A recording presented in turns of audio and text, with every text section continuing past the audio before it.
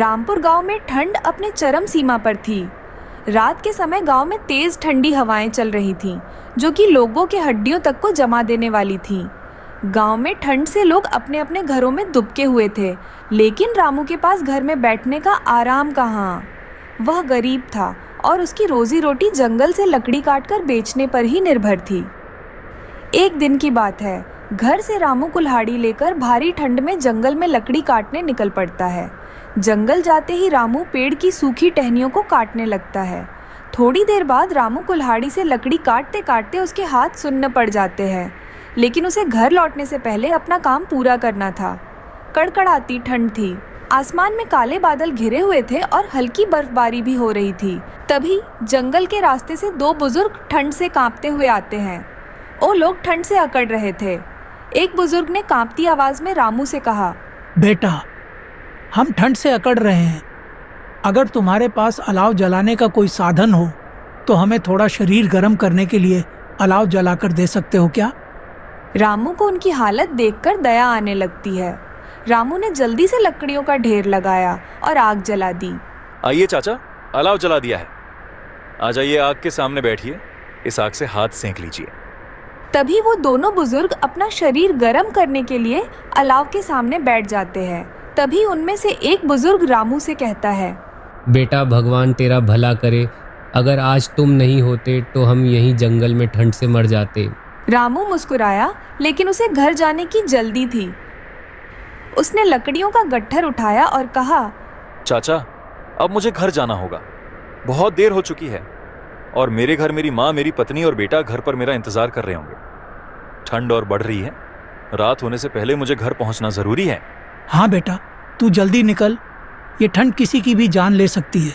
रामू ने सिर हिलाया और तेज कदमों से घर की ओर बढ़ने लगा, लेकिन जंगल का रास्ता आसान नहीं था। ऊपर से ठंड भी बढ़ चुकी थी और रात भी होने वाली थी। रास्ते से जाते हुए रामू को महसूस हुआ कि हवा और तेज हो गई है। ठंडी लहरें उसके शरीर को चीर रही थीं।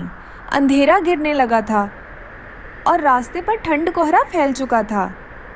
तभी रामू मन ही मन में सोचने लगता है, हे भगवान, अगर घर जल्दी ना पहुंचा तो यह ठंड मेरी जान ही ले लेगी। रामू तेजी से अपने कदम बढ़ाने लगा।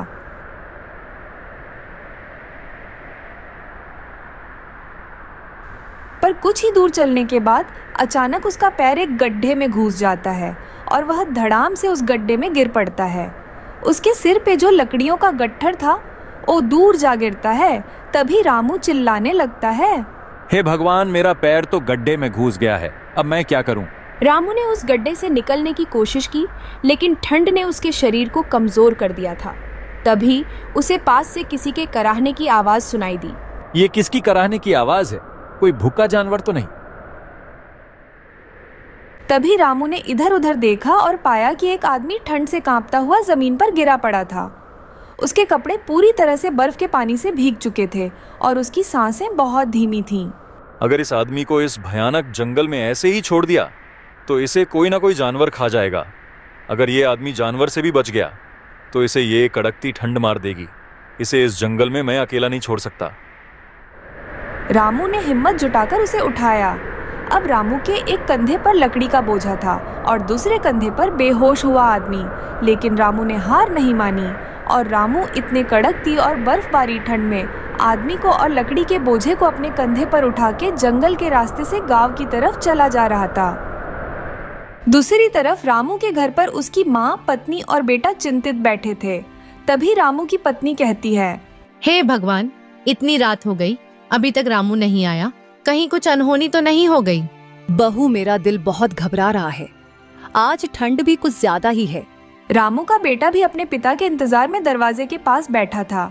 तभी बाहर से किसी के पैरों की आहट सुनाई दी। तभी रामू के पत्नी ने झट से दरवाजा खोला। रामू, तुमने आज लकड़ी लाने में इतनी देर क्यों लगा दी? बहुत रात हो गई है। तुम इतनी रात को जंगल में क्या कर रहे थे? और ये तुम्हारे कंधे पर कौन आदमी है? क्या हुआ इसको? रामू दरवाजे पर खड़ा था, लेकिन उसकी हालत खराब थी। उसके कंधे पर एक बेहोश आदमी भी था, जिसे वह अपने कंधे पर उठा के ला रहा था। कुसुम, अब क्या दरवाजे पर ही रोक के रखोगी कि मुझे घर के अंदर भी आने दोगी? अंदर चलो, बाद में बताता हूँ। ठीक है रामू, घर के अंदर आ जाओ। बाहर बहुत कड़ाके की ठंड पड़ी हुई है। तभी रामू उस आदमी को लेकर घर के अंदर आ जाता है। कुसुम ने जल्दी से घर में अलाव जलाया और धीरे धीरे उस बेहोश आदमी की आंखें खुलने लगती हैं। रामू बेटा, ये आदमी कौन है और ये आदमी तुम्हें कहाँ मिला? माँ, ये आदमी मुझे जंगल में पड़ा मिला। ये ठंड से मरने वाला था। इसे छोड़ देता तो ये पक्का मर जाता। बेटा तुम कौन हो, कहाँ से आए हो और इतने ठंड में उस जंगल में क्या कर रहे थे? मेरा नाम मोहन है, मैं मजदूरी करता हूँ। ठंड में काम बंद हो गया, कई दिनों से भूखा था। सोचा जंगल से लकड़ी काटकर बाजार में बेच दूंगा, लेकिन ठंड इतनी बढ़ गई कि मैं तो जंगल में ही बेहोश होकर गिर पड़ा। ये सुन के सबकी आंखें नम हो गईं। रामू की पत्नी ने उसे खाना दिया और वो आदमी खाना खाने लगा। ऐसा लगता था कि उसने बहुत दिन से खाना नहीं खाया था। रामू भाई, तुम्हारा बहुत बहुत धन्यवाद। तुमने मेरी जान बचाई और तुम्हारे घर में लाकर मुझे खाना भी खिलाया। अगर आज तुम ना होते तो मैं आज जिंदा ना होता। अरे मोहन भाई, इसमें धन्यवाद की क्या बात है? मुसीबत के समय इंसान ही इंसान के काम आता है। अगर इस मुसीबत में कोई इंसान दूसरे इंसान की मदद नहीं करेगा तो वो इंसान कहलाने के लायक नहीं।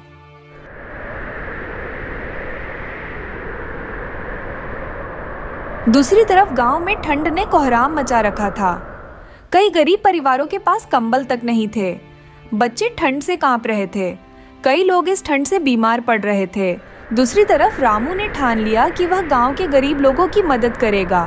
मैं कल जंगल जाके और लकड़ियां लाकर बाजार में बेचूंगा और उस पैसों से गांव के लोगों के लिए कंबल और दवा खरीदूंगा। नहीं रामू, बाहर बहुत ठंड पड़ी हुई है, कहीं तुम भी बीमार न पड़ जाओ। कुसुम, अगर हम खुद को बचाने में ही लगे रहेंगे तो गांव के लोग इस कड़कती ठंड से मर जाएंगे। हमें कुछ करना ही होगा।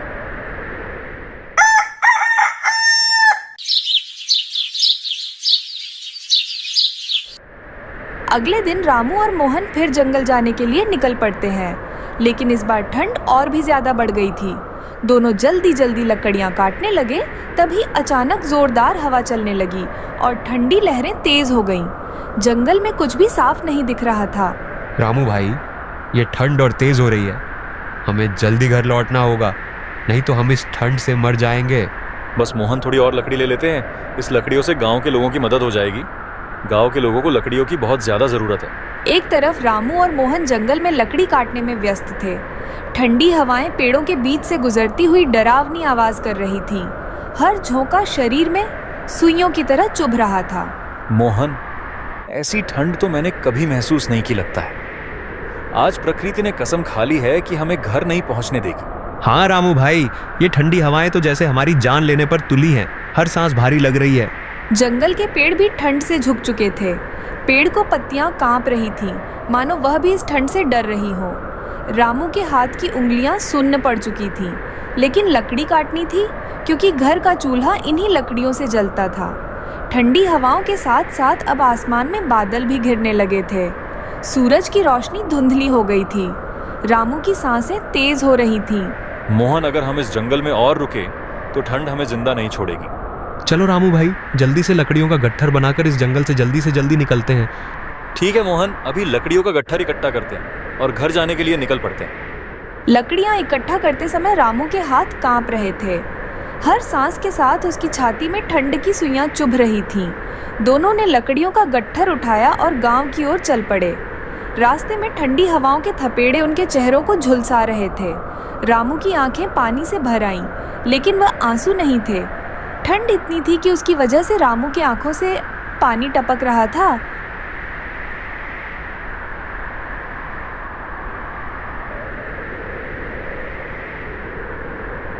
हे भगवान, इतनी ठंड में तो सांस लेना भी दुश्वार हो रही है। क्या हम घर पहुंच पाएंगे?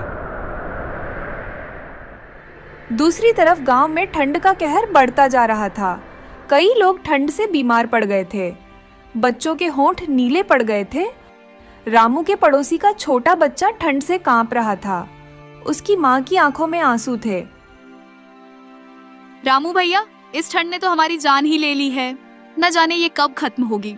रामू ने अपनी लकड़ियों में से कुछ लकड़ियां उसे दे दी।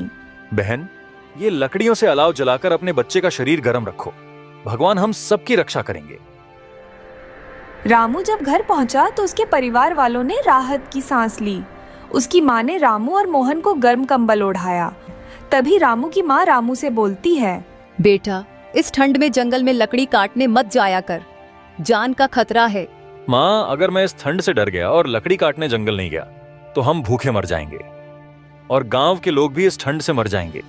तभी रामू का बेटा उसके पास आकर बैठ जाता है और अपने पिताजी से बोलता है, पिताजी, आप ठंड में बाहर मत जाया करो, मुझे डर लगता है। बेटा, इस ठंड से हमें डरना नहीं है, हमें मिलकर इस ठंड का सामना करना होगा। रामू ने गांव के सभी लोगों की मदद करने का संकल्प लिया। वह और मोहन अगले दिन फिर जंगल जाने की तैयारी करने लगे। मोहन, हम जितनी ज्यादा लकड़ी ला सकें उतना ही अच्छा है। गांव के लोगों की हमको मदद करनी है ताकि गांव के लोग इस कड़कती ठंड से अपने आप को बचा सकें। तुम ठीक कह रहे हो रामू भाई, हमको आज किसी भी हालात में जंगल से ज्यादा लकड़ी लानी ही होगी।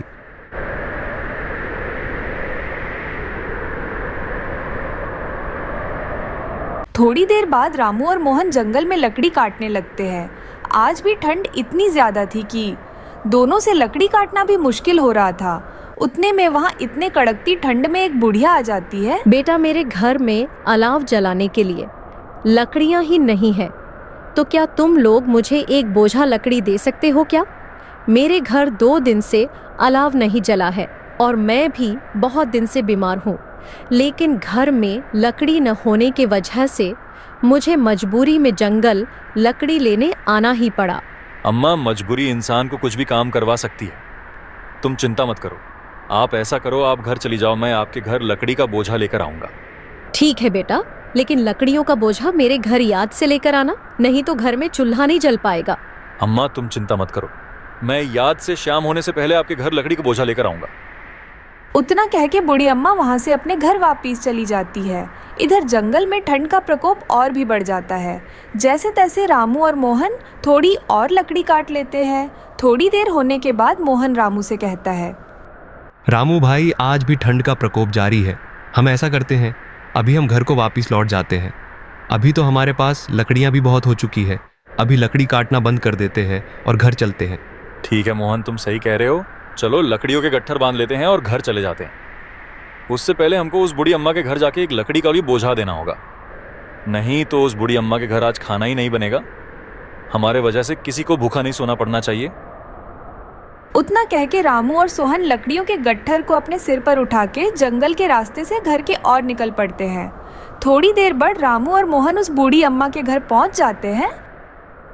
बूढ़ी अम्मा, वो बूढ़ी अम्मा, ये लो, मैं आपके लिए लकड़ी का बोझा लेकर आया हूँ।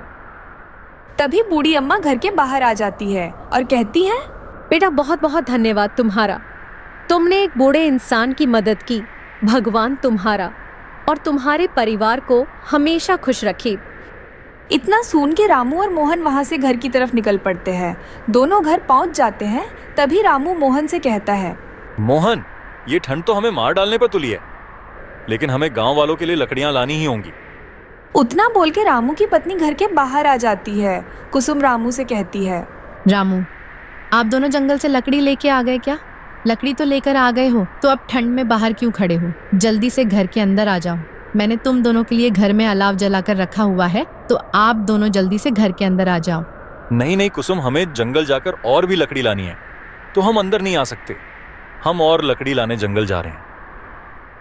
इतना बोल के रामू और मोहन फिर से जंगल जाने के लिए निकल पड़ते हैं। गांव में ठंड का प्रकोप और भी बढ़ जाता है। ठंडी ठंडी हवाएं इस कदर तेज थीं कि चलना भी मुश्किल हो रहा था, लेकिन रामू और मोहन ने हिम्मत नहीं हारी। दोनों ने दिन भर जंगल में मेहनत की और लकड़ियों का गट्ठर तैयार किया।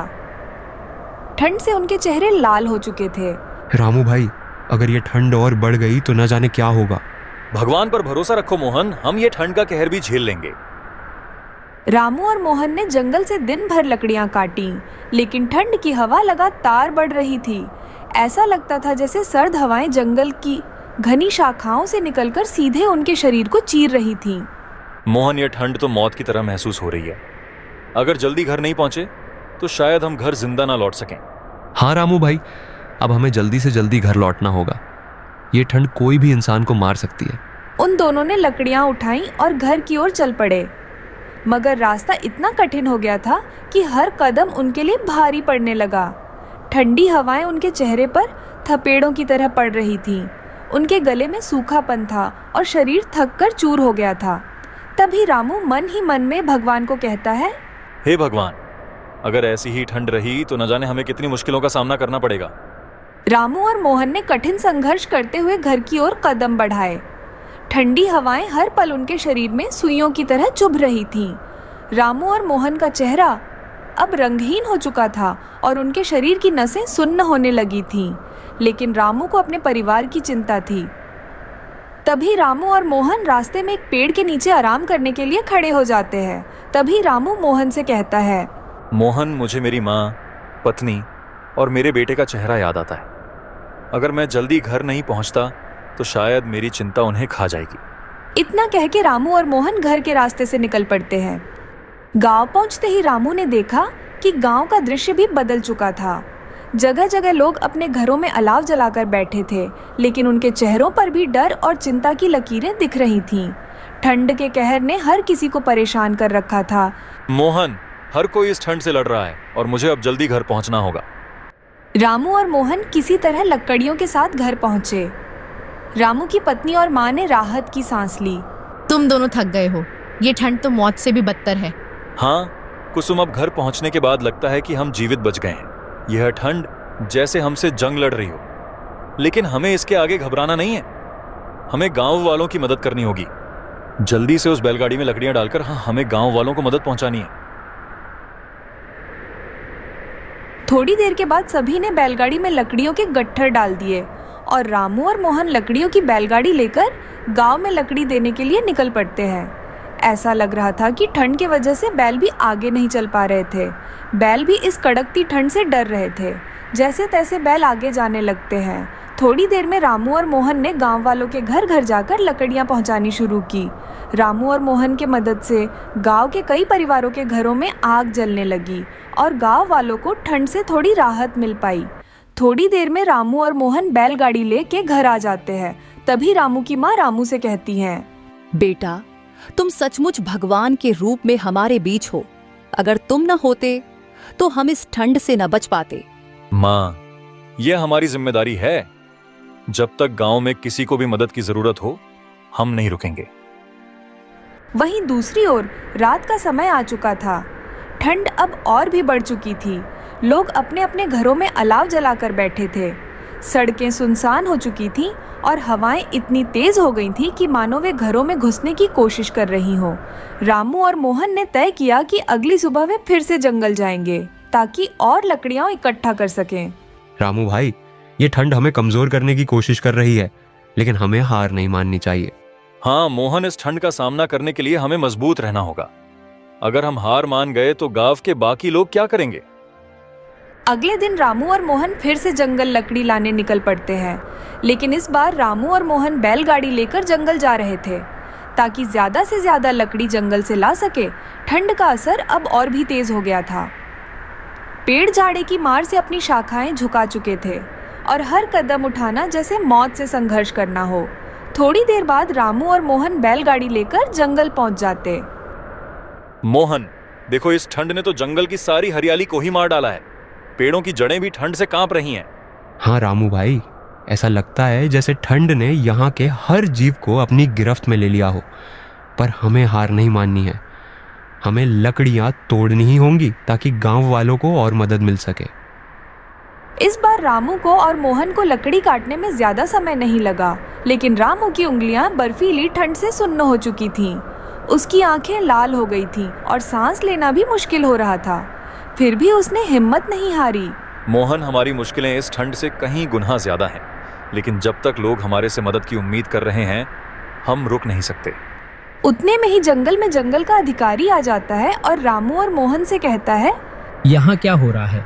तुम दोनों इस जंगल में क्या कर रहे हो? और ये मैं क्या देख रहा हूँ? तुम दोनों के हाथ में मुझे कुल्हाड़ी दिख रही है और बैलगाड़ी में इतनी सारी लकड़ियाँ लेकर तुम दोनों कहाँ जा रहे हो? तुम लोगों को पता नहीं क्या कि जंगल की लकड़ी तोड़ना गुनाह है? साहब, हमें पता है कि जंगल की लकड़ी तोड़ना गुनाह है, लेकिन हम लोग क्या करें?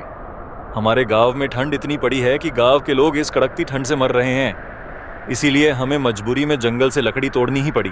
अगर मजबूरी है तो बाजार से लकड़ी क्यों नहीं खरीद लाते? इस जंगल की लकड़ी क्यों तोड़ रहे हो? अभी मैं जंगल की लकड़ी तोड़ने के जुर्म में मैं आपको जेल भेजता हूँ। साहब ऐसा मत करो, हमें जेल मत भेजो, हम अभी घर वापस चले जाते हैं। लेकिन जितनी हमने जंगल से लकड़ी तोड़ी है वो हम घर ले जा सकते हैं ना। अगर हमें ये लकड़ियां घर ले जाने दोगे तो आपको गांव वालों की दुआ लगेगी।